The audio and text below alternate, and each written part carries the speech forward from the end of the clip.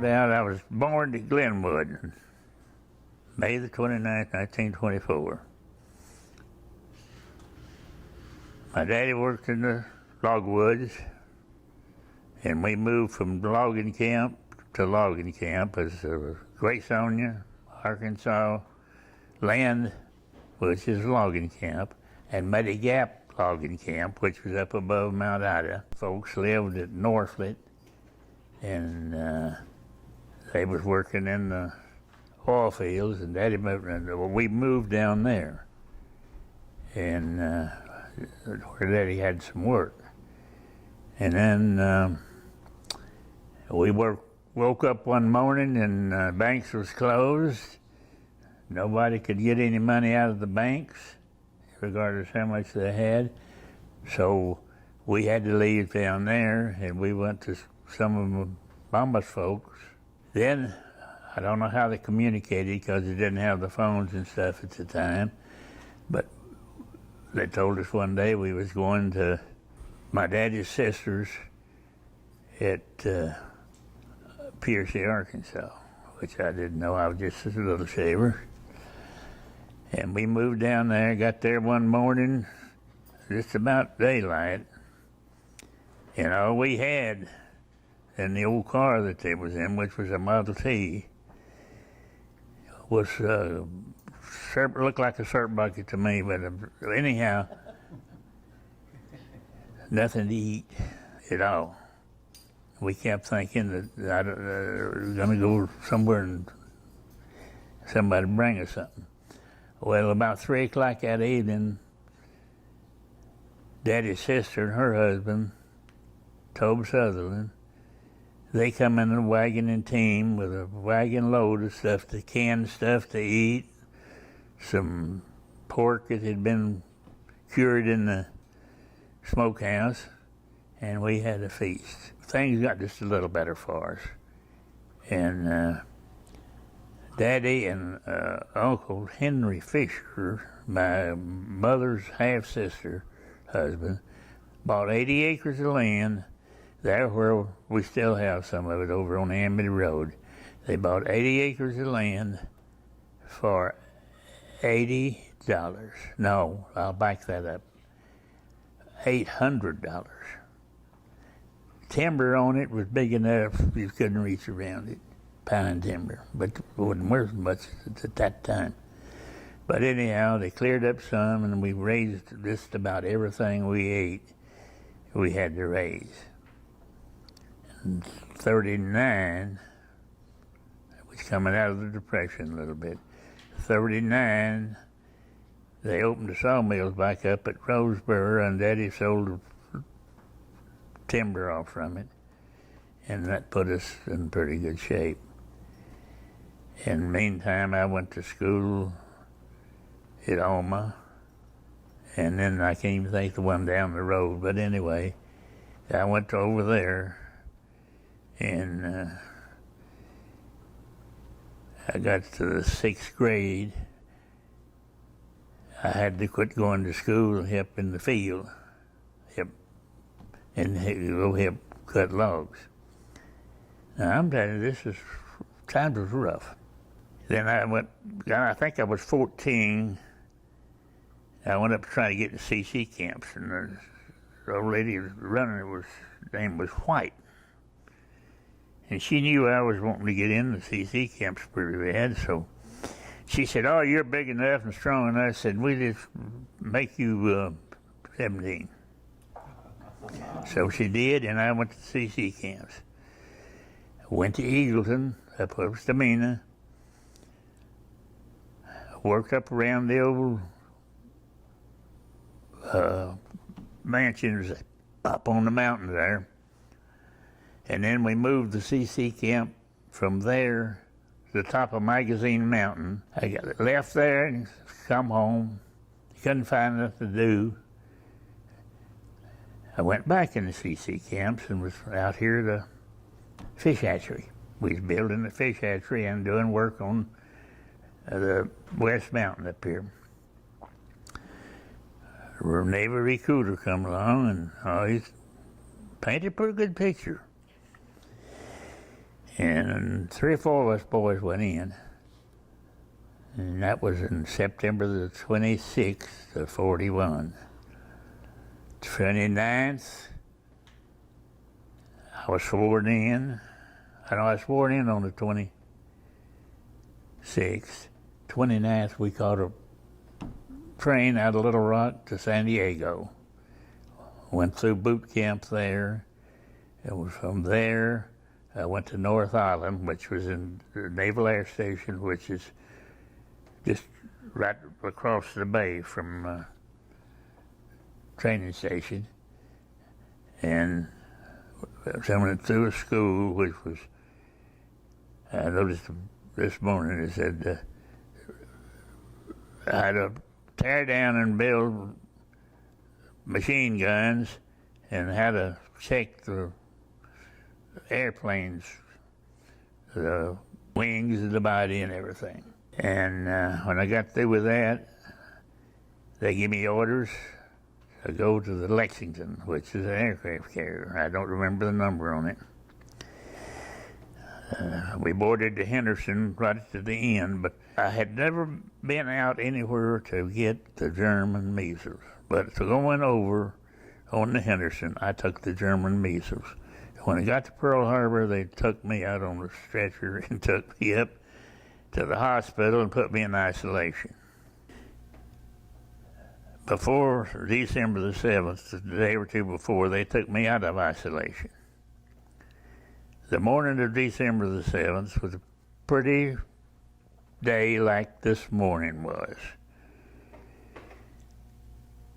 And I'll go back just a little bit here and say that the Hickam Field was right close by where the hospital is there. And the flyboys would use the ships and stuff as practice targets, just not dropping anything, but they'd do their runs on them. That morning, we heard about the same time, they had brought us our breakfast in one of these things like you see in the hospital, a big container. We'd ate, cleaning up the kitchen, and we heard the planes start in their dive, making the big noise. And right about the time that we would pull up and they'd throttle back when there's then explosion. The red-headed nurse said, "Oh my God, we're at war." Of course, I mean, that's after several more explosions. She got us out of the ward and into the main office was closer to the ship channel, and she got us out of there over to the back of where ambulances come into the hospital, and it was dug down a little bit, where when I guess they could unload better. But anyhow, she put us in there and said, "Y'all stay right here." And it wasn't a few minutes after we got over there, things was, picking up. Well, in the back of the car, they brought a sailor in he was living in a housing area up there, and the Japs had strafed that area and just looked like he'd punched a pencil. I didn't know what was going on. Wasn't no blood. And how old were you at this time? 17 and 6 months and 9 days. And we stayed in there a little bit, and we seen it told us what was said. I guess some of the boys there that was in the hospital and knew kind of a little bit more what the Navy was and everything and what was going on. But anyhow, she told us, "We're at war. You stay right here till I get back." About that time, Zero come in, had been shot down, and he was falling about 50, 75 yards for us where he hit the ground. And it kind of dawned on me, hey, this is serious. And after things kind of settled down a little bit, we walked out to where we could see, and then the Japanese sent their second flight of planes over. They were high altitude planes, and they knew just exactly how far that our anti-aircraft guns would shoot into the air. They flew just above that area, and that's when they bombed it again. And they come in with after we walked out and watch them drop the bombs, just watch them hit. They put us on the sailors and truck, take us up to what they call the receiving ship. Every area that's very many Navy, they got what they call a receiving ship. It's a big building. If you're in transit, you go there to eat, wait for your ship, or what have you. Hadn't no more than got there. I left out a little bit. As we went out, we're going to Hickam Field. Airplanes out there had been bombed. Didn't burn. They did not have enough fuel in them to burn. I'm not talking about one. I'm talking about several.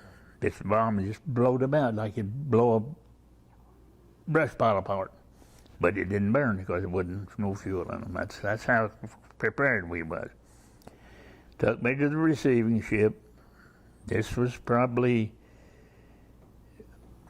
an hour and a half, 2 hours after the first attack. And a bunch more sailors had congregated there. And a lot of going on. I'm talking about a lot of going on because everything was chaos right behind us. Done more than get in the door, they said, sailors, stack your gear over there in the corner and follow me. Well, the receiving ship was like right here, it was down here, and the channel down in a lot of buildings. We went down there, and I think every one of us was put aboard of some kind of a small boat, and they took us from there, which was not very far, a couple hundred yards probably. That's where Battleship Row was. There was numerous people in the water. There was fire, both diesel and crude oil, fuel oil, burning. There was people hollering and crying. They told us to get the ones that was alive first. They was dead on the water. There was pieces of human body on the water, and they told us to get them. We took a boat hook to get, which is a long pole with a hook on it. Every one of the captains, every one of the battleships had the captain's boat, and it had a hook so they could pull herself in. We used them boat hooks to pull some of the people in. You reach and get one. This is screwed. A hide just slides up. That was really an awakening to me right there. Well, we worked there at that all over both ends of Battleship Row.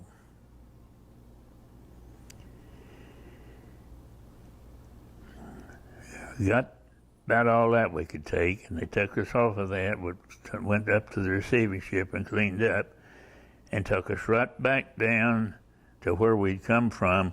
There was a row of buildings, and one of them was a cold storage plant. Had an office up here. they put me and another boy to guard that cold storage plant because they're afraid that if they'd work on that if they got there, which they thought the Japs was going to try to invade it. But when we went in, we didn't get anything to eat. We'd been gone all that time since breakfast, nothing to eat. You know, boy said, "I'm hungry." I said, "Well, I am too," but I said, "I'm sick of my stomach too." So we stayed down there about 3 hours or 2 hours. It was getting dark. They pulled us off to help them carry some sandbags up close to the receiving ship and set up two 50 caliber. I think they were 50. There may have been 30 because that's most all we had. And the gun room made a roll with that sandbags, put the gun in there. So they sent us back down to the cold storage, and that night we had two planes. I know I'm leaving out a lot of this, but I can't think of just what. That night we had two planes trying to fly in from our carriers. Our carriers was not in the. That's what the Japanese come for. They was going to get rid of the carriers, but some good Lord just done something. But it worked out that these two planes flew in after dark, and I know one of them was shot down. Our planes, but everybody was trigger happy and scared because rumors, you know, from daylight till dark, a lot of rumors they coming in. You know, they're gonna get us tonight, and I've heard that both planes were shot down. One of the pilots was saved, one would. But anyhow, about 11 o'clock that night, the officer on duty, he checked on us, and I guess me and the other boy was kind of, you know, we was new on the job. We was afraid to say anything. They was complaining, but he told him, said, "Hey, we ain't had nothing to eat since daylight this morning." He said, "Oh no." He said, "See what I can do about that." Well, rocked on about another hour, and he hadn't done anything. But anyway, directly here they come down with some sandwiches, and I think some water. We stayed there that night, took us off of there and let us go sleep about 4 hours, and put us on some trucks going up into the mountains and hauling some ammunition down. The truck that we was on picked up depth charges or ash cans, about, you know, so big around, and I didn't think. I had Marine was on the front of the truck, and I was on the back. Here we go. We got in there safe, all right. He said, "Boy," he said, "one of them there hit a bump real heavy." He said, "He could have went off." I said, "What?" He said, "What it was?" I said, "Well," he said, "we would have been hit her now." So we got off of that detail and back. I think we slept some in between. 3 or 4 days, they asked me, said, "Sailor, where'd you come from?" I told him where. He said, "We ain't got no record of you." I said, "I think my record's probably over at the hospital." So they put 2 escort patrols and me in a Jeep, and we went over there and got my records. Well, every day they say, "Well, maybe your ship will be in tomorrow. We're looking for the Lexington." And of course, they were going to bring them carriers in there under the circumstances. And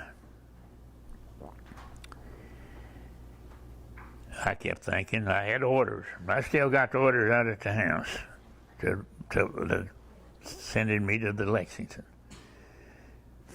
Well, they called my name out. Go on, get your gear ready. You're going to board the ship.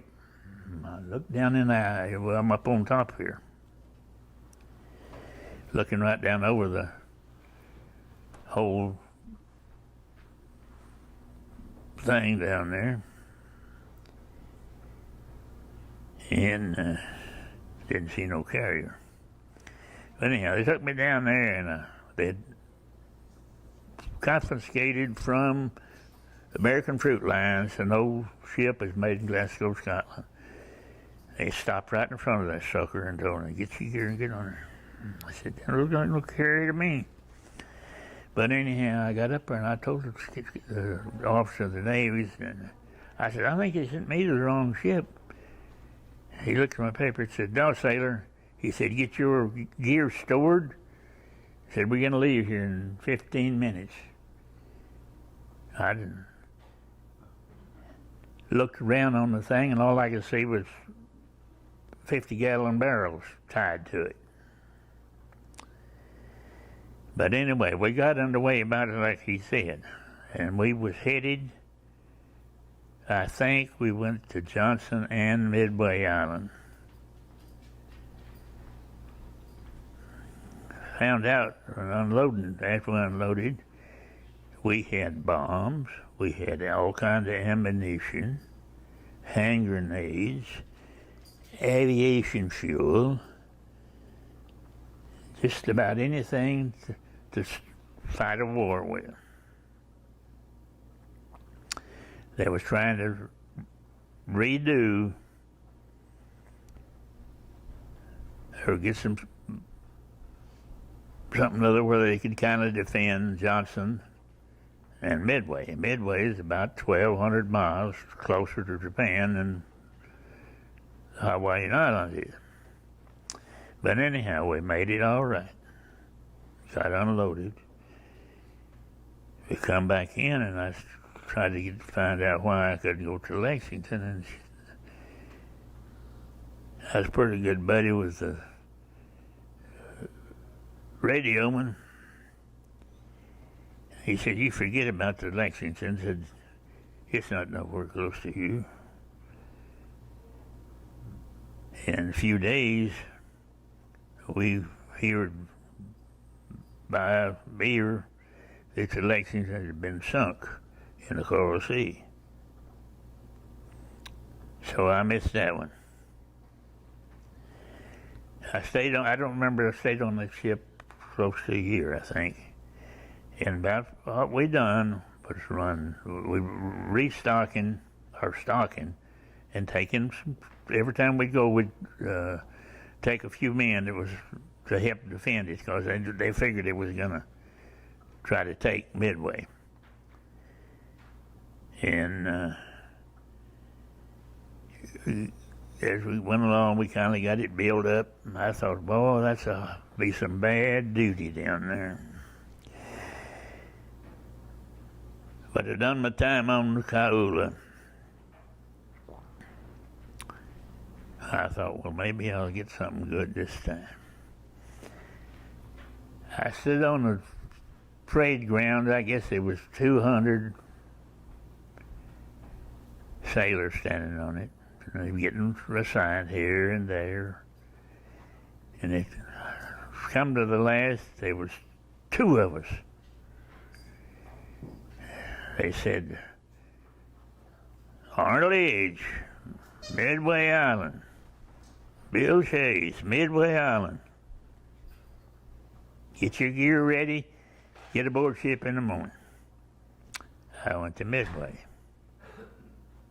I don't remember how long I stayed on the Kaula, but we made a lot of trips to Midway, to Johnson, to Palmyra. Some of the islands, nearly all the islands of the Hawaiian group, delivering materials, ammunition. They were trying to get the islands built up to where they could hold them if the Japanese come in. So I went to Midway, and I stayed close to a year down there. Went down there. First thing to do was trying to get it to where it could defend itself.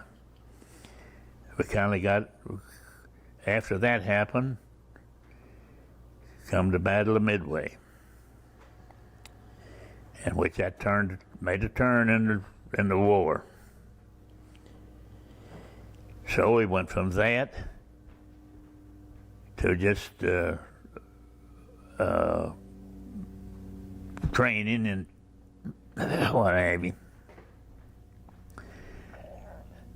They take these boys that come out of flight school here, they'd fly them in over there with their planes from Hawaii.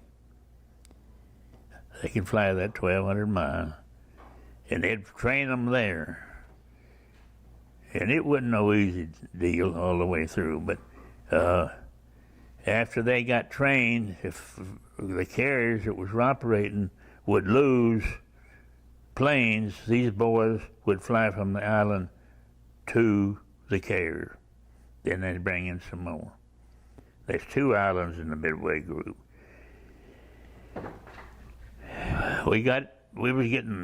I was on the smaller island, which was Sand. And was getting built up pretty good. We were fixing the runway more and sent some dredges out and built the runways longer. And then they flew in some B-17s and B-24s.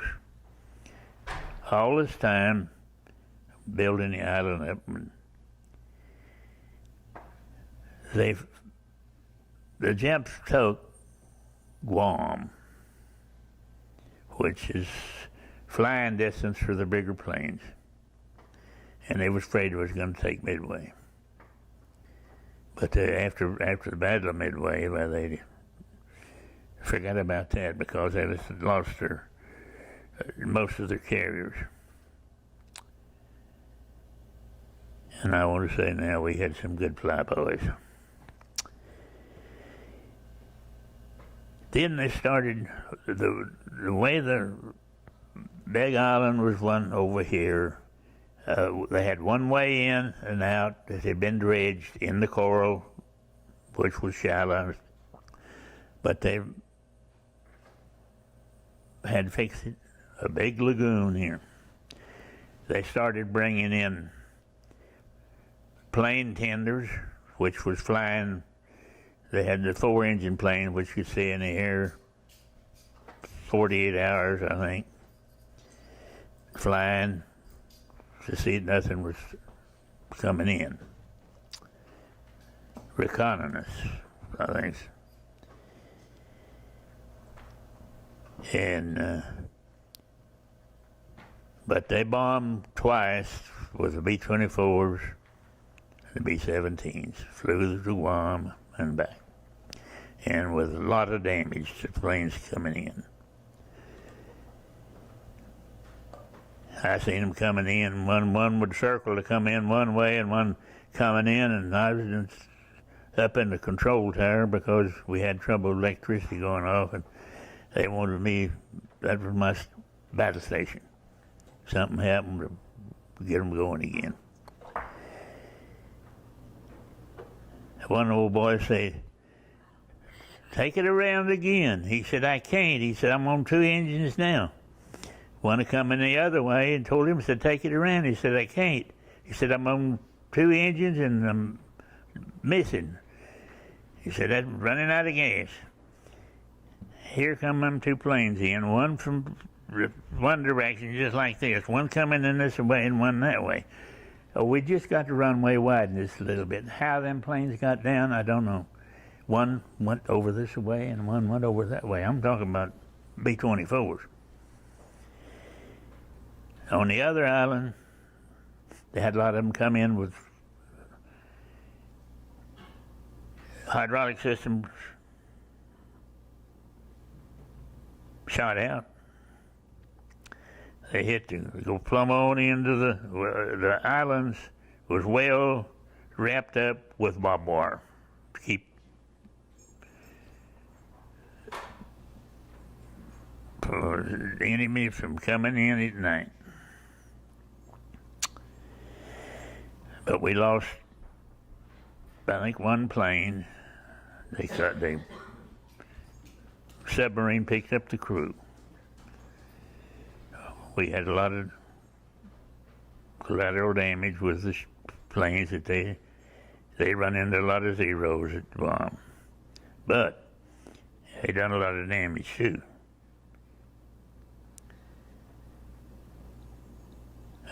Well, I'd think, well, when I leave here, I'd down there about 11 months, I think. 10, 11. I think, well, I'll get to go home when I leave here. Well, whenever they took me out of down there, the ship I got to ride back on was my old ship. The Kiowa come in, we run it. But I'm going to back up a little bit and then come back to this. When I left there, we had seaplane tenders, we had 2 submarine tenders, we had destroyer tenders, we had 2 big ships that you could had just about anything to work on anything with in that lagoon.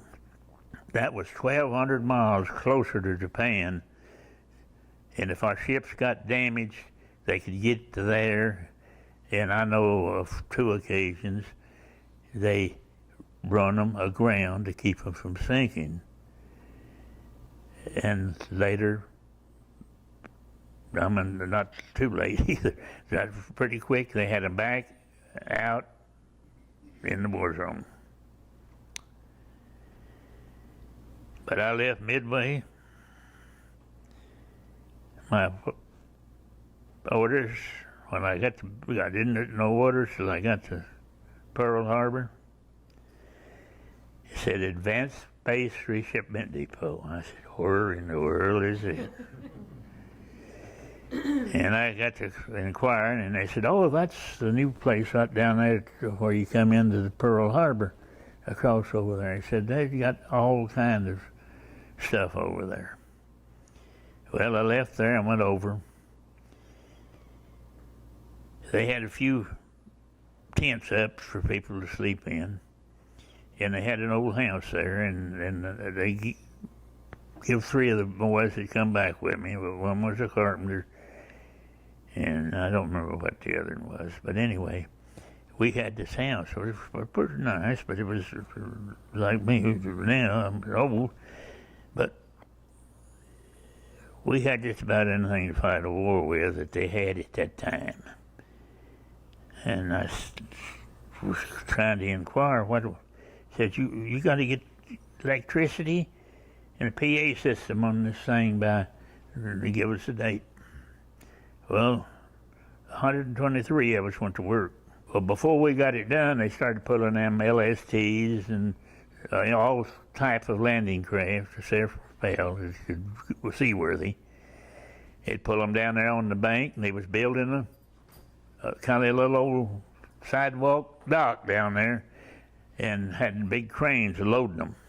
They'd load one, and they had the men on them too, the Marines.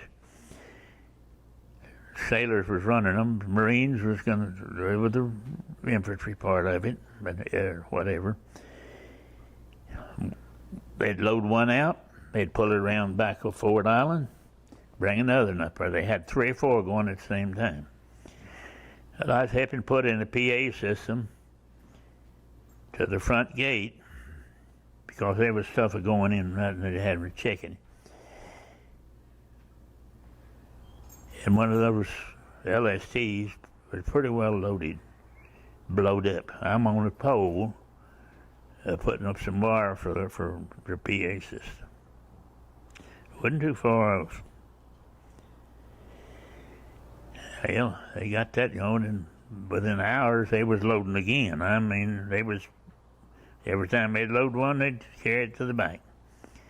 A few days later, I think the first one, 17 Marines Marines and sailors, because sailors was the Navy was doing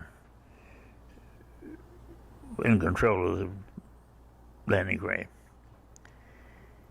Another one blowed up, and it killed some. If anybody has been around Ford Island and noticed the steel, pieces of steel on the bank over there, it'd be the left side as you go around, the gate entrance end of it. I'm sure, I asked the guy when I was over there, I said, is that part of some of them that blowed up whenever it was loading out? And he said, yeah. He says they can't mess with it. He said, all that ammunition that didn't blow up is still alive. Said they ain't gonna mess with it. I think I could figure out a way to get done it, but anyway, the pieces of that ship is still over there. I don't know which one it was the first one that blew or the second one. But we got things going pretty well, but just about everything that was going to the Philippines. But they, I forgot what I was talking on there, but they was loading that out to go to Leyte in the Philippines. I knew that much.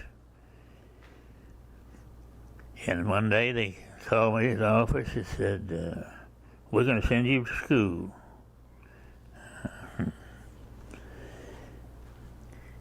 You got to see this, because they always were going to send me somewhere else. But anyway, they said, you want to fly back? And I'd seen too many plane crashes. Or you want to go on a ship? I said, I'll go on a ship. One of the oldest American Fruit Lines ships. That's what I caught. It broke down about 3 times coming from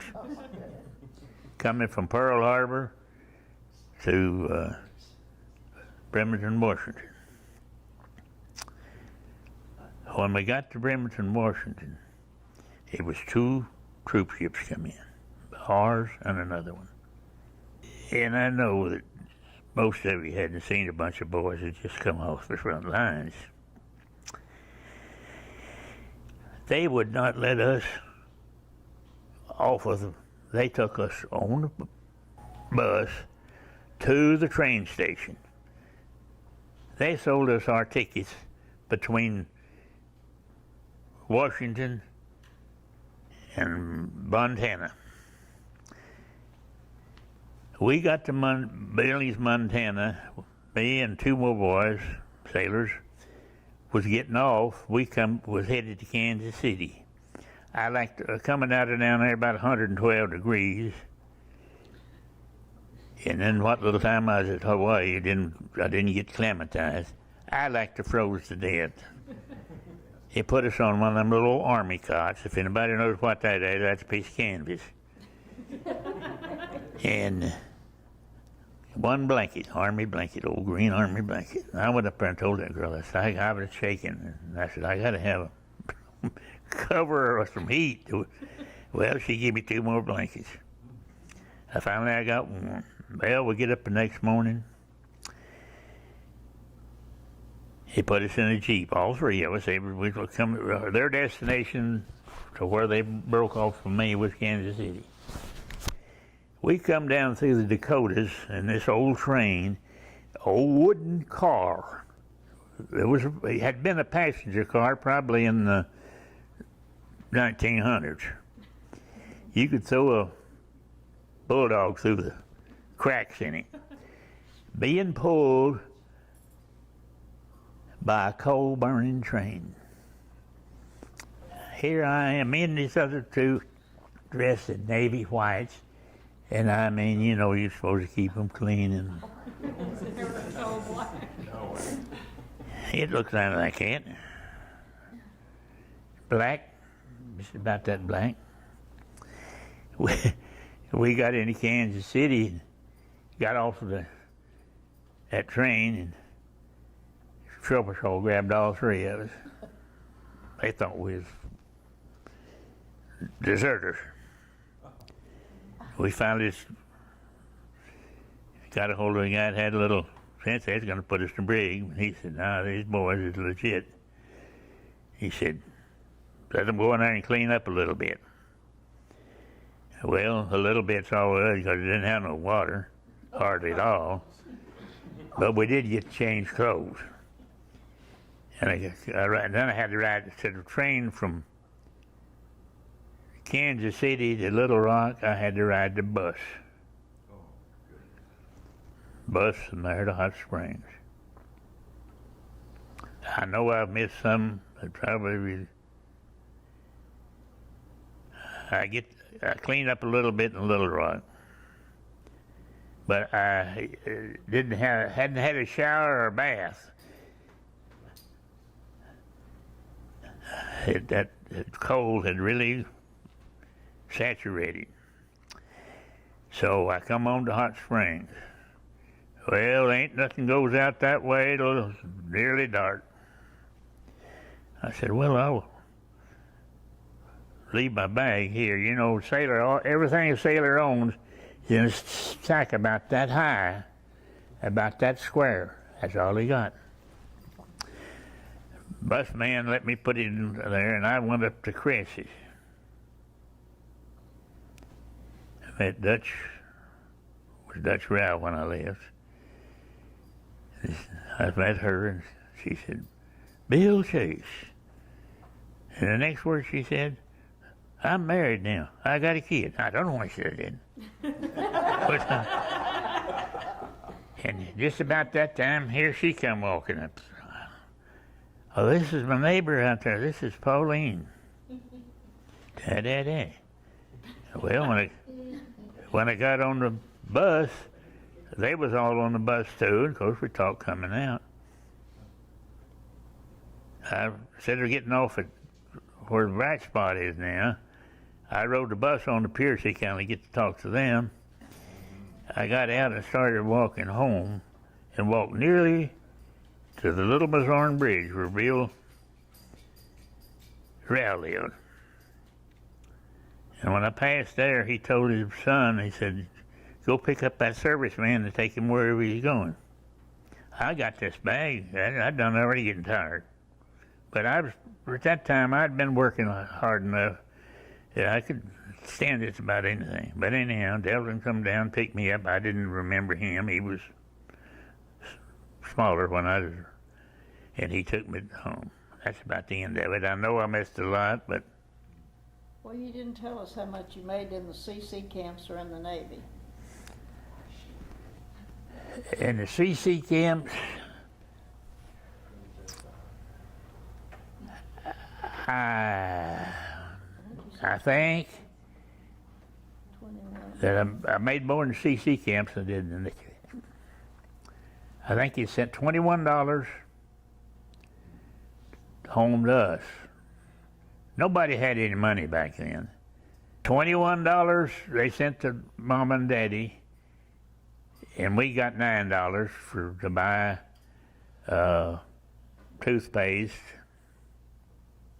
and I guess go to show. I don't know, but we But I don't know. Did I tell you I left the CC camps out here at the fish hatchery? Yeah, you told us that. And went in the Navy.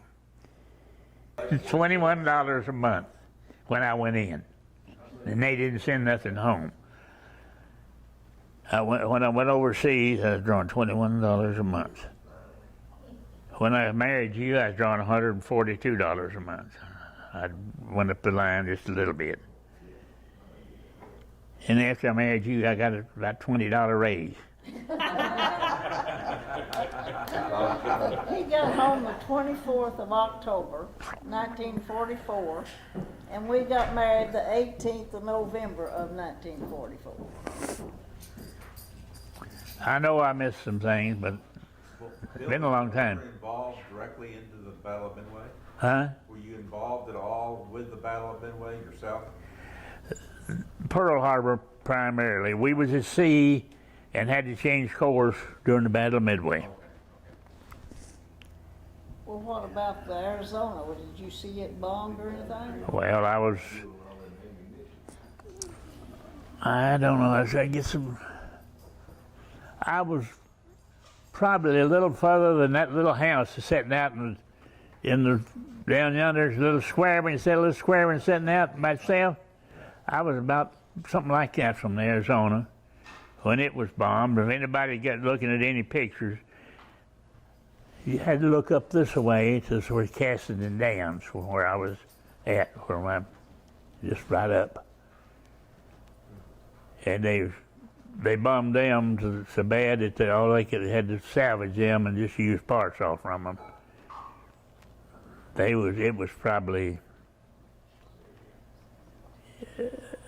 75, 100 yards from me. Then there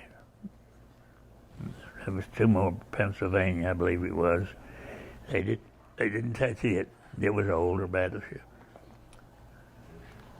But Ford Island, I was right on the person looking at the picture is over there and see it, where the main channel come into Battleship Row. I was right on the side of it, just about middle ways of the big hangar building of Ford Island when this all took place. But Bill, weren't they really trying to get the, Huh? weren't they trying to get the carriers? They wanted the carriers. They thought the carriers would be in there on that Sunday. The Japs did. They been several write-ups about the Japanese flyers.